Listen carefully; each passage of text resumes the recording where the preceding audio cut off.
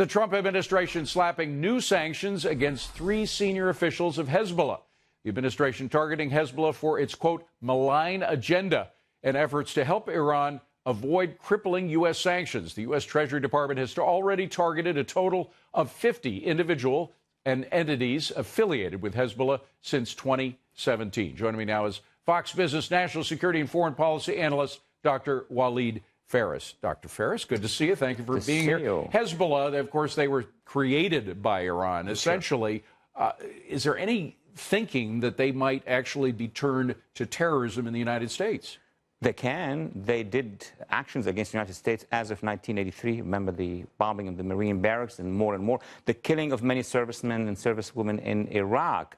Hezbollah is part of Iran's regime. What they have been doing in Lebanon is allowing Iran to escape those sanctions. The problem now is that Hezbollah is part of the Lebanese government. So the Trump administration needs to put pressure on the Lebanese government to unlink with Hezbollah. Well, we are putting pressure on virtually every aspect of the Iranian regime we can think of, financial pressure on their oil exports, et cetera. But there is this media narrative, this major mass media narrative going out now that the Obama-Iran deal was working out so well and that the Trump administration came in and just ruined perfection. What do you make of that? To this argument, simply we say that the Iran deal is the reason for why Iran changed course from less dangerous to more dangerous. It purchased with the $150 billion that we sent to Iran. It's Iranian money, but not the regime's money. What did they purchase? Weapons, tanks, long-range missiles.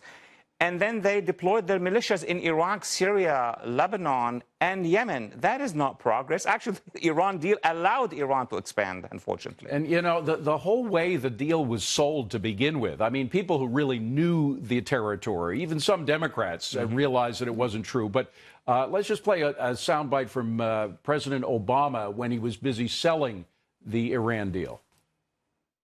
Because of this deal, inspectors will also be able to access any suspicious location.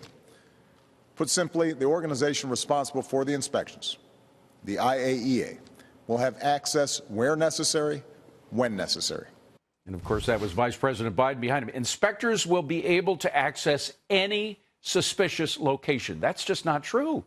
The real version is inspectors were able to inspect whatever the Iran regime allowed them to. That's a big difference, as you know, David.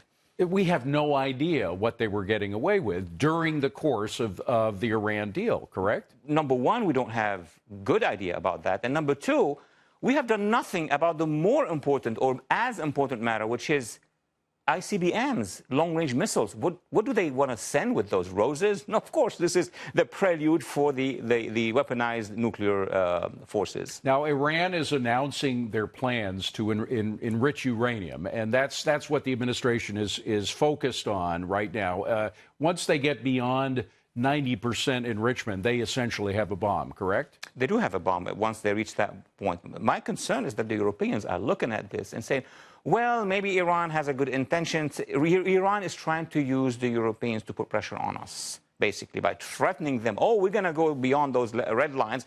And they wait on the Europeans to put pressure on Washington and say, why are you pressuring Iran that much? They were doing fine until you came and withdrew from the Iran deal. But now the restraint, though, that the president showed in dealing with the tanker attacks, and instead of striking them and killing as many as 150 Iranians, pulling back and not going the distance with that, doesn't that get us any cred from the Europeans? It does on the one hand, but on the other hand, really what was behind President Trump's decision was we don't want to jump when the Iranians want us to jump.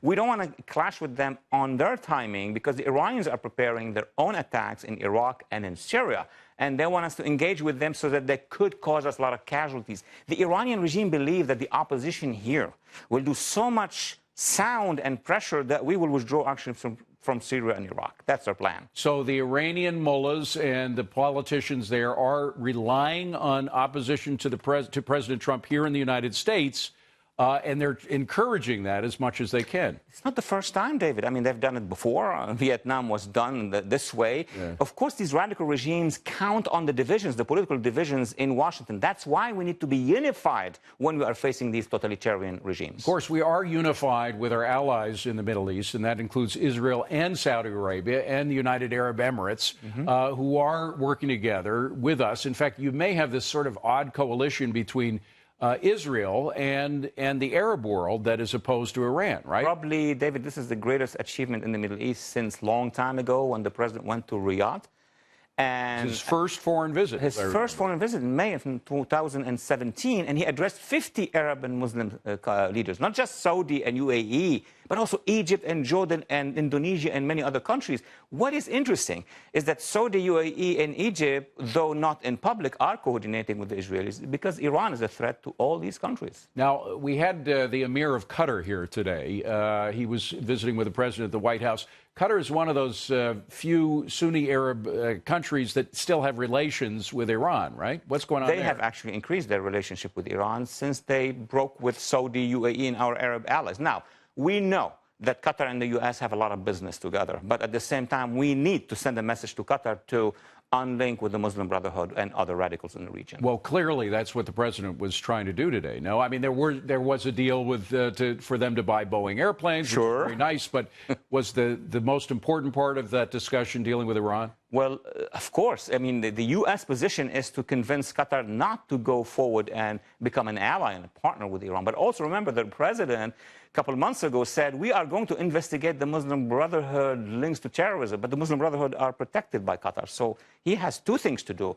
Convince the Qataris to let go of Iran, let go of the Muslim Brotherhood. Just to link back to the discussion of Israel, we remember in 1981, Israel attacked Saddam Hussein's nuclear program. Was Iraq. Very, very successfully.